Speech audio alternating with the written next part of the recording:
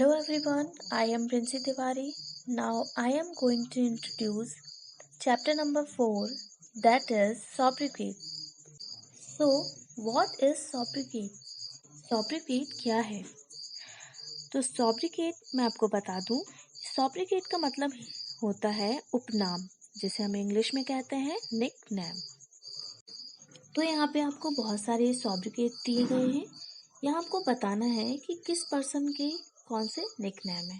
ठीक है, यहाँ पे जो sobriquet दिए हैं मैं आपको पढ़ के बताती हूँ। यहाँ दिए हैं Mother Teresa, Lala Lajpat Rai, the Dutch national football team, Michael Jackson, Thomas Alva Edison, APJ Abdul Kalam, Bal Gangadhar तिलक, सलीम अली, भगत सिंह और लास्ट है मैनचेस्टर यूनाइटेड फुटबॉल क्लब। अब यहाँ जो आपको sobriquet दिए हैं उनके सामने ये सब में से कोई भी आ सकते हैं। तो पहला है लोकमान्य। तो लोकमान्य किसे कहा जाता है? लोकमान्य कहा जाता है बाल गंगाधर तिलक को। ठीक है, इनका पूरा नाम कैसे आपने सुना होगा, लोकमान्य बाल गंगाधर तिलक। फिर सेकंड है पंजाब केसरी। तो पंजाब केसरी किसे कहा जाता है? लाला लाजपत राय को। ये लोकमान्य तिलक और लाला लाजपत राय ये दोनों क्या है? फ्रीडम फाइटर हैं। फिर नेक्स्ट है किंग ऑफ पॉप। शायद ये कुछ लोगों को पता हो, ये कहा जाता है माइकल जैक्सन को। फिर फोर्थ है सेंट ऑफ द गटर। ये किसे कहा जाता है? ये कहा जाता है मदर टेरेसा को। फिर नेक्स्ट है विजार्ड ऑफ मेनलो पार्क। ये किसे कहा जाता है?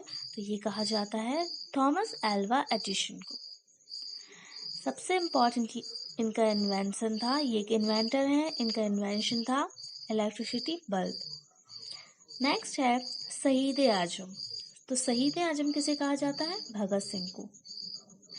ये भगत सिंह जो है बहुत ही रेवोल्यूशनरी फाइटर थे। इन्होंने असेंबली में बम गिरा दिया था और खुद को सरेंडर कर दिया था।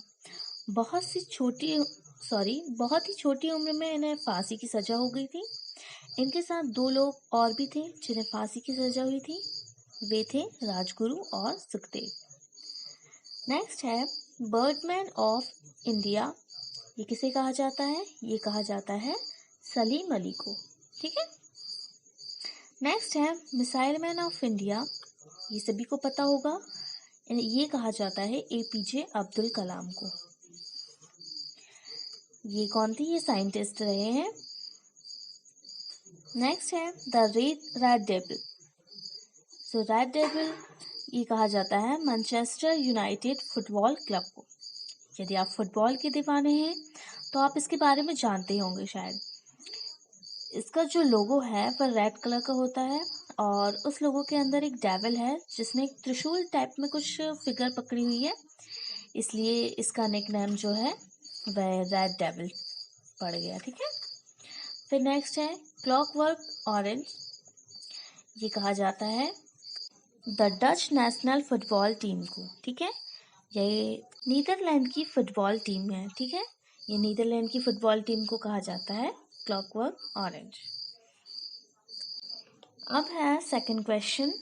यहाँ पे sobriquets दिए गए हैं और यहाँ 3 ऑप्शन दिए हैं। यहाँ हमें बताना है कि किसका sobriquet यहाँ दिया गया है।